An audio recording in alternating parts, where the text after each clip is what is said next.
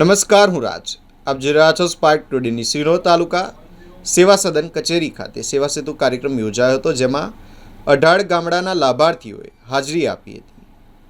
મામલતદારની ઉપસ્થિતિમાં યોજાયેલા કાર્યક્રમ, જેમાં નાગરિકોને સરકારની વિવિધ યોજનાઓ અંગે માર્ગદર્શન આપવામાં આવ્યું હતું.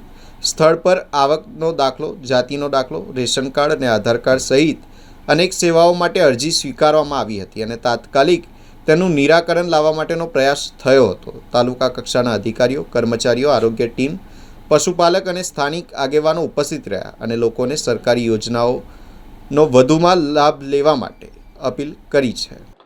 આજરોજ મામલતદાર કચેરી સિનોર ખાતે સરકારશ્રીના ધારાધોરણ મુજબ સેવા સેતુ કેમ્પનું આયોજન કરવામાં આવેલું છે, જેમાં સરકારશ્રીની વિવિધ યોજનાઓ જેવી કે આધાર કાર્ડ છે, પછી રેશન કાર્ડમાં નામ દાખલ કરવી છે, મેડિકલ ટીમ છે, પશુપાલન છે, આવક જાવકના દાખલાઓ છે વગેરે સુવિધાઓ એક જ સ્થળેથી લોકોને મળી રહે તે માટે આયોજન કરવામાં આવ્યું છે.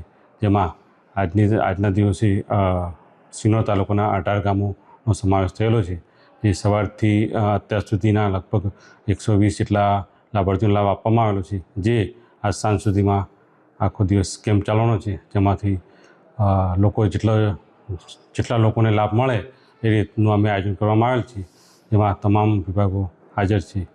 જય હિન્દ.